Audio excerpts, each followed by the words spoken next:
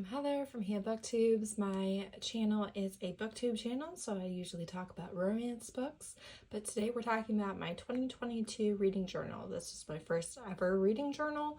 Quite the learning curve, which I kind of expected it to be. It was very much an experiment to see what I personally wanted and liked in my journal. So you'll know this difference between the beginning and the end.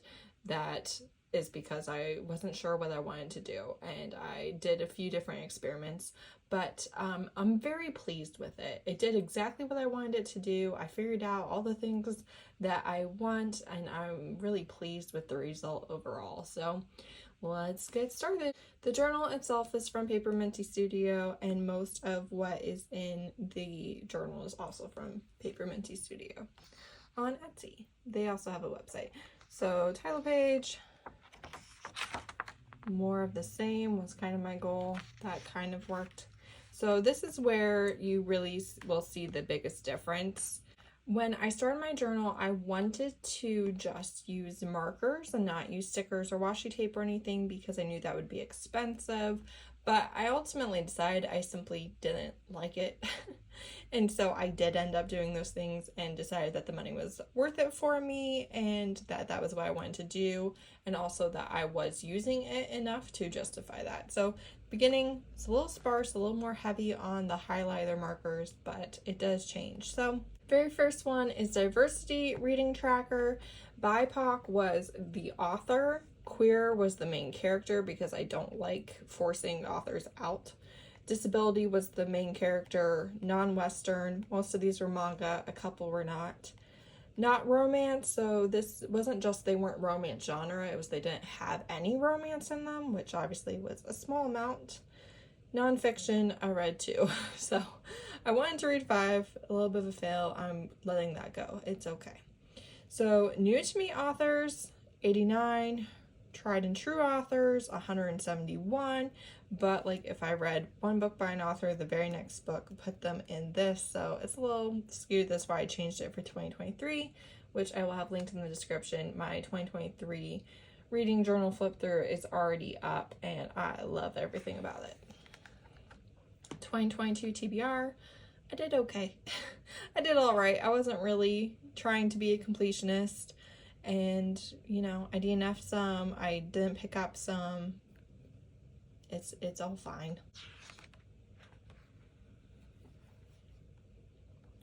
My Lona Andrews read-along tracker, all of the books that we read for that. This year we finished Kate Daniels, we read Aurelia Rider and Hidden Legacy. My series progress tracker, so read before 2022, read in 2022. This wasn't every single book that I read out of this series, but was all of the ones that I intended to read more than one in the series. My library tracker and Kindle Unlimited tracker, so you can see I have my rating system up at the top, and I do tend to read more Kindle Unlimited, but the library shows up every single month. I did run out of room, so this is continued later in the journal. My rereads tracker, this does not include any of the read-alongs or commitment reads. This was mood rereads only. Obviously, many of my favorites show up here. I added quotes from each book. I honestly just had a really good time with this. All right, days read. I have the different colors for what I did. The only day that I read every single month was the 20th.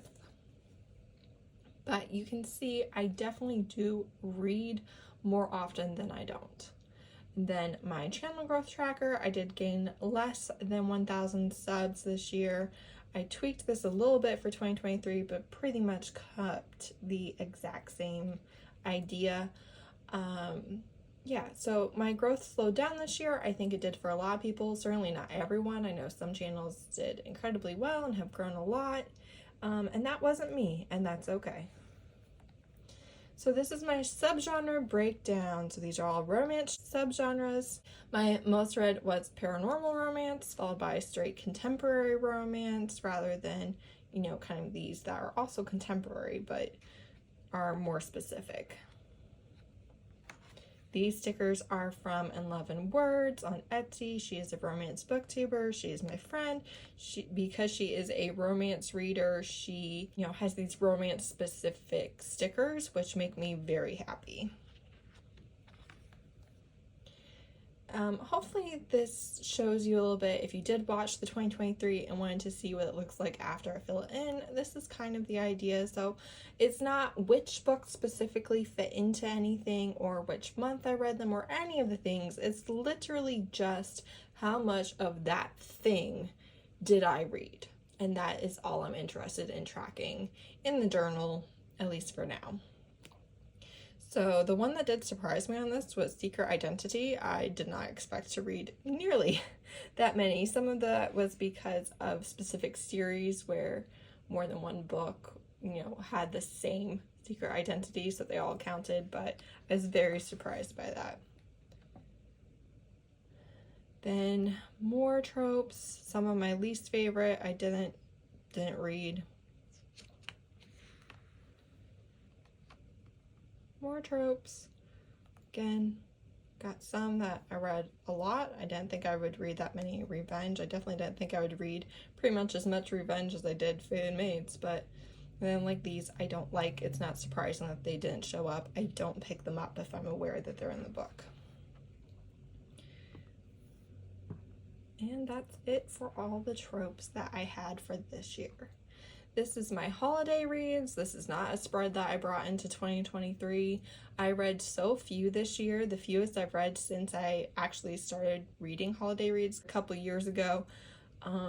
So yeah, I was quite surprised by this. Nothing until Halloween, which is unusual for me. I usually read, you know, New Year's, Valentine's Day, Chinese New Year, St. Patrick's Day, Easter, 4th of July, Juneteenth, like quite a few different things that I have read in the past that I simply didn't read this year. All right, we're going to spend a little bit of time on this one. So this is the top videos of the month. Every first day of the month, I look through, see what videos from the previous month have the most views at that point, and then I rank them by the amount of views that they have. So some of these videos will be like 3 days old when I'm tracking them, and some of them will have been a month old, but it's just whoever's performing the best. And you can definitely see some trends, and that's what I wanted to know. So in January, I had 2 lives be the best books of 2021, the reading journal setup, flip through, and a recommendation video. February was 2 recommendation videos, 2 discussion videos, and a KU TBR. March was 2 lives, 2 recommendation videos, and my top 50 favorite books. April was 2 lives, 2 recs, and a wrap-up from the month before. May was 2 recommendation videos, a discussion video, a vlog, and a wrap-up. June was a discussion video, a live, 2 recommendations, and a wrap-up. July was the channel and life update, my wrap-up, 2 recs, and a TBR. August was 2 lives, a wrap-up, and 2 recommendations. September was 1 discussion, 2 recs, a wrap-up, and a live. So clearly you can see some trends happening here. October was problematic romance authors, my Kindle review versus reading on your phone, anticipated releases, wrap-up, and a live. So that one was, you know, a little bit of an outlier. November was 2 recommendation videos, authors I have no interest in, wrap-up, and the blindfold book cover challenge. December was worst books of the year, a recommendation video, a wrap-up, favorite new to me authors, and the 2023 reading journal. So 3 of those were end of the year wrap-up videos. Then I have my top videos of the year, my top performing videos that I posted in 2022, Jealous and Possessive recommendation video, Elitism and Book Community live show, Long Romance recommendation video, Romance Books Are For Everyone live show, BookTube Hot Takes live show, Purity Culture and Romance Books live show, Reverse Harem, Some Issues, Why You Shouldn't Use the Term, discussion video, Problematic Romance Authors that I won't recommend, shifter recommendations, and low conflict recommendations. So I thought that was quite interesting. It was all live shows, discussions, and recommendation videos, not surprising. And my personal favorites, which were the 2023 reading journal. I had so much fun with that. I loved it. It made me so happy to make that video. Guessing book covers with my husband. So much fun. TikTok rant, I had a great time collecting all the things and ranting about them. Top 50 all-time favorite books, pretty self-explanatory. And BookTube pet peeves. I just had a really good time with this rant. So if you will notice, there is no overlap between my personal favorites and my best performing videos of the year. So it just, is a reminder that just because a video isn't the best performing overall doesn't mean it's not worth your time, because my favorites are different from what everyone watched the most.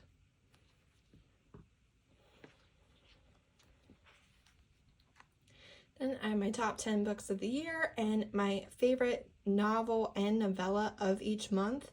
So this looks different than this. There's a little bit of overlap, but not as much as you might expect. Then this is my length of the book tracker. This is the one where purple is 201 pages to 499 pages. I did not like how wide that spread was. I changed it for the next year. That was my biggest pet peeve with this spread. I do really love it, but there's too much purple because it was too big of a section.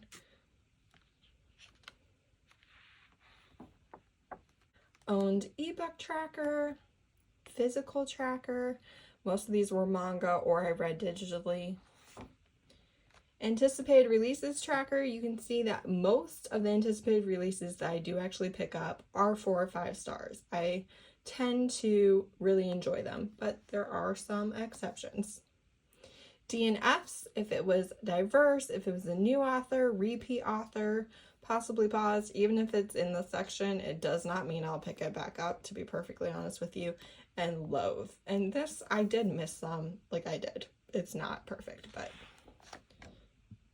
My manga tracker, some of these I did not read in 2022, but the large majority of them I did. The second section of library and Kindle Unlimited, you can see December was a pretty low reading month. 1 blank page, I had 1 to spare. 2022 goals, again, achieved, attempted, failure. You can read it if you're interested. I'm pleased with how I did. January. The monthly spreads change a lot throughout the year, so how this spread looks different from the rest of the year, and it continues to evolve. These are the highlights of the month in the different sections. Then this quarter goals spread, I had the idea after I already did my January spread, and that's why it's after it. Again, same type of code for the colors. February. This, I have Blackathon, which is a readathon to read Black authors in February. I have it included in my monthly TBR spread, and later on in the year I took readathons and gave them their own spread. Highlights. Mood tracker. I had some really bad days in January and decided to include a mood tracker going forward. I added goals, personal goals. That goes away. March. I did not do well with the trackers, but I do really like the spread. And March is a lot of birthdays in my family. It's generally a really good month. Mood tracker, goals. Second quarter goals tracker. April. Instagram tracker and to be read spread. Here's my first readathon spread. This is the Dark Romance readathon that I helped host. Highlights. Mood tracker and goals. May. Participated in a lot of readathons in May. This is one of my favorite monthly spreads.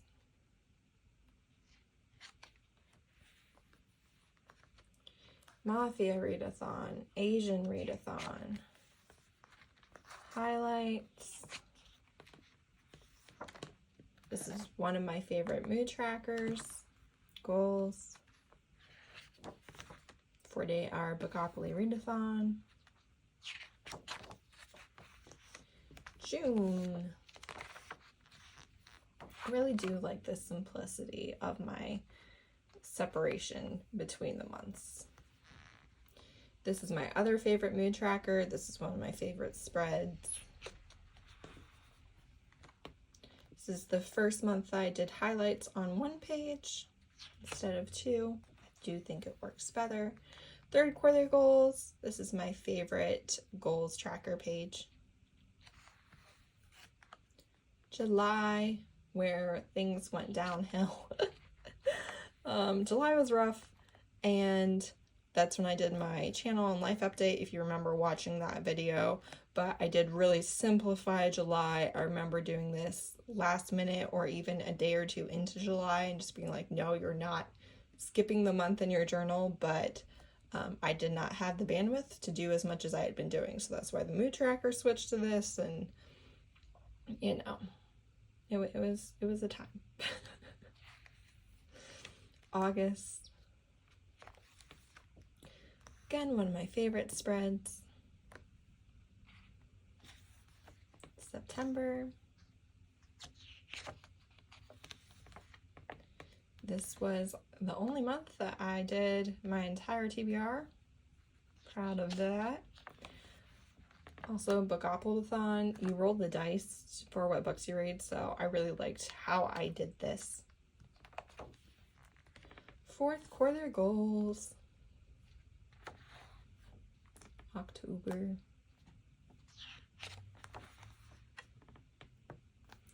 I technically did read all the books that I could. The only book I didn't read did not actually come out, so it was a good reading month. Black Aweenathon, Love in the Night. These are readathons I participate in. Monster Mash TBR, epic fail.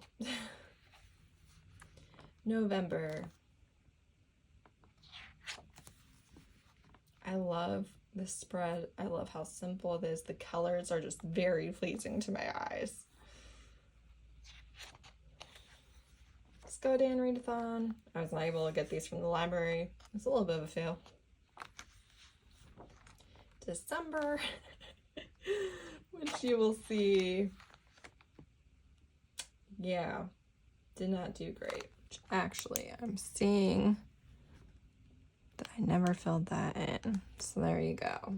Pathetic, but doesn't bother me.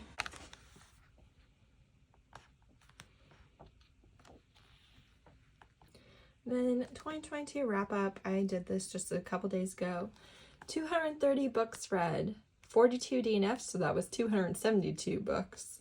Highest reading month was October with 33, 119 videos posted, 30 plus live shows participated or hosted, 47 Instagram posts. My goal was 52, but I basically posted once a month for the second half of the year, so I'm not mad at that.